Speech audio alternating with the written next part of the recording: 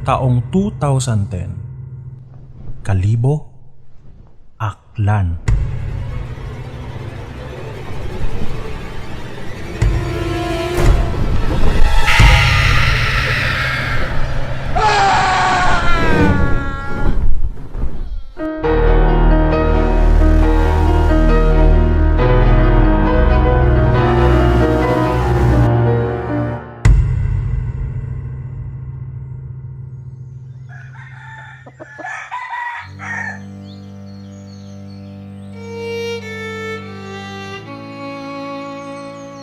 Ako nga pala si... Joshua! Ako si Joshua, taga Maynila.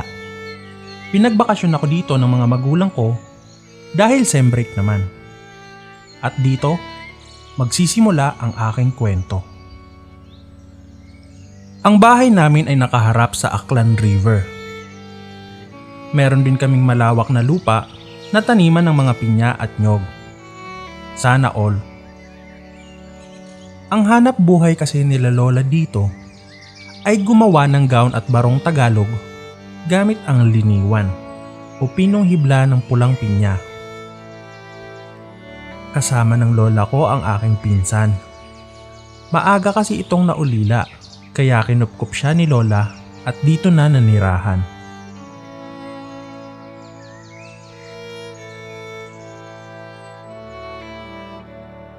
Kahit nasa probinsya ako, ay mas pinili kong magkulong ng bahay at maglaro ng mobile games.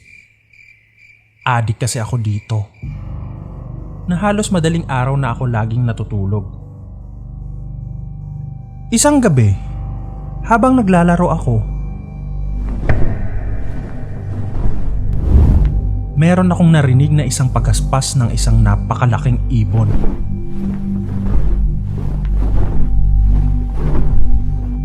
Sinilip ko ito sa bintana.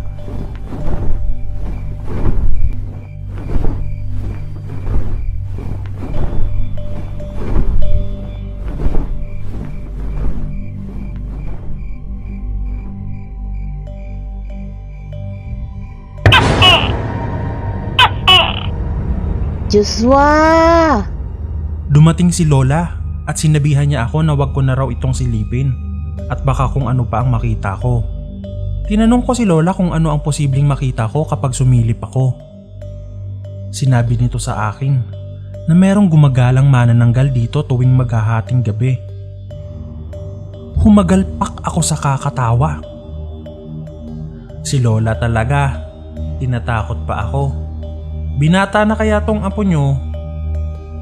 Ay, ikaw ang bahala kung hindi ka maniniwala. Pero wag na wag kang sisilip sa bintana kapag ganitong 10 oras na ng gabi.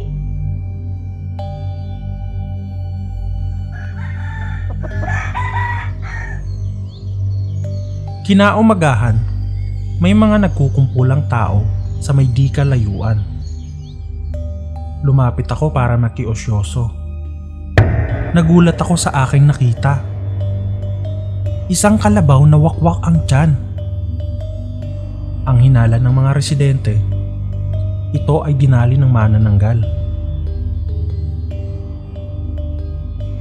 Dahil dito, nabalot ng takot ang buong residente. Kaya palagi nang may rumoronda dito sa amin tuwing gabi.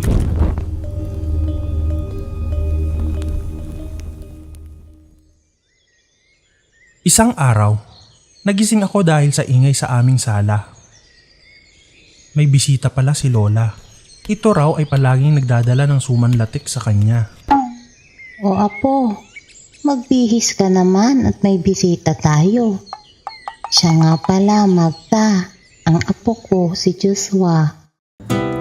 Ikaw ang Miss Universe ng buhay ko. Hindi ako makapaniwala sa aking nakita. Sobrang ganda ni Magda.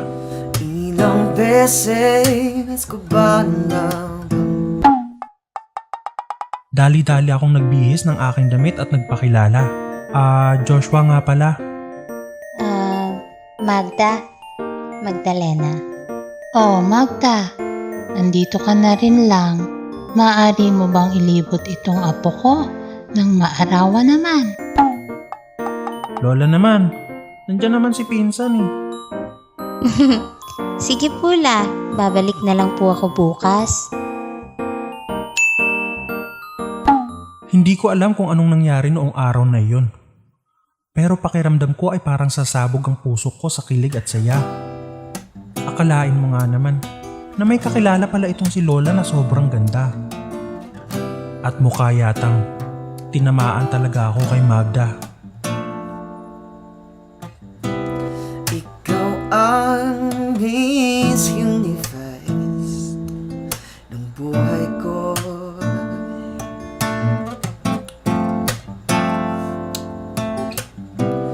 Ilang beses ko ba na sasabihin sa'yo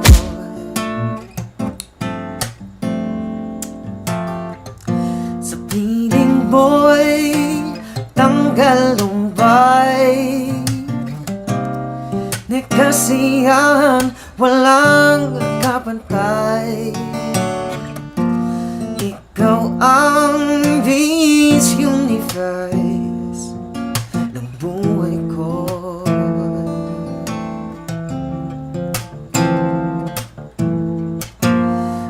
Ikaw ang Miss Universe.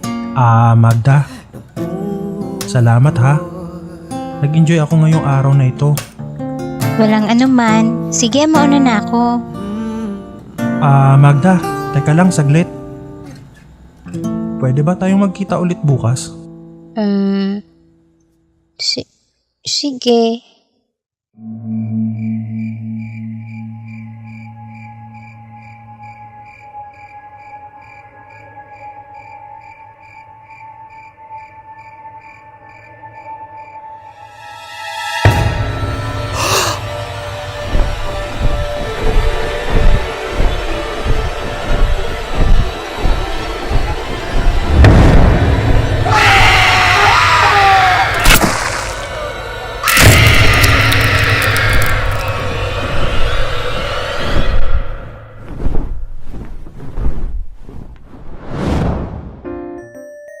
Tuluyan na nga akong nahulog kay Magda.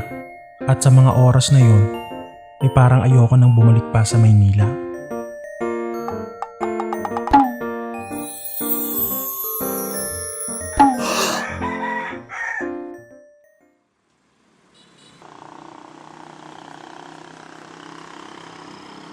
Magda. May gusto sana akong sabihin sa'yo. Gusto kita.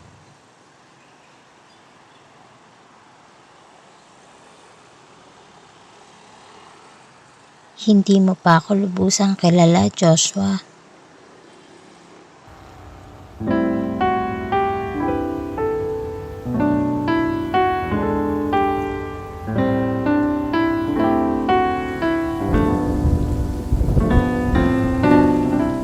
Lumipas ang ilang araw, ay hindi na kami muling nagkita pa ni Magda. Marahil ay hindi talaga kami para sa isa't isa. Masakit man para sa akin, pero ito'y tinanggap ko na. Siguro naman, sa pag-alis ko dito ay makakalimutan ko siya.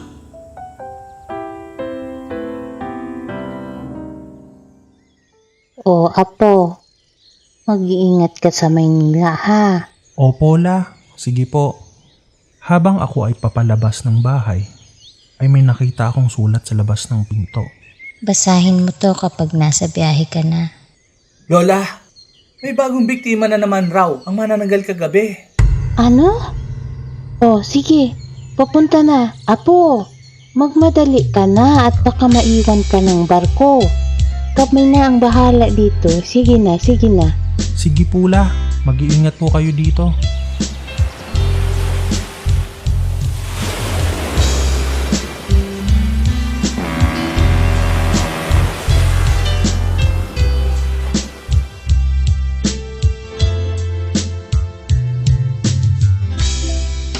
Joshua, nais ko sanang magpaalam sa'yo. At sana ay mag-iingat ka sa Maynila. Patawarin mo sana ako kung nasaktan man kita. Ang totoo niyan ay gusto na rin kita. Subalit sa tingin ko ay hindi ako karapat-dapat para sa'yo. May magandang bukas ang naghihintay para sa'yo at ayokong maging hadlang dito. Hindi mo lang siguro nahahalata pero buntis ako sa dati kong nobyo na iniwan ako.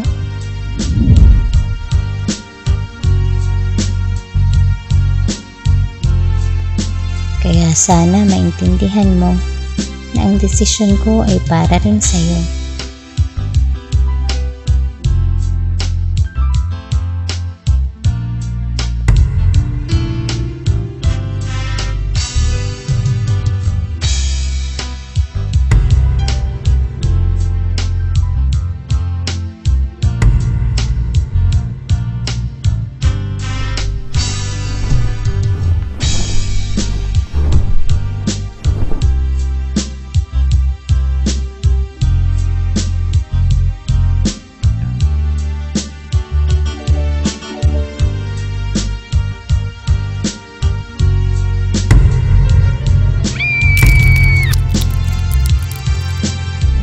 Diyos ko po! Palagi mo sanang aalagaan ang sarili mo. Hindi ka mawawala sa isip ko, pati na rin sa puso ko.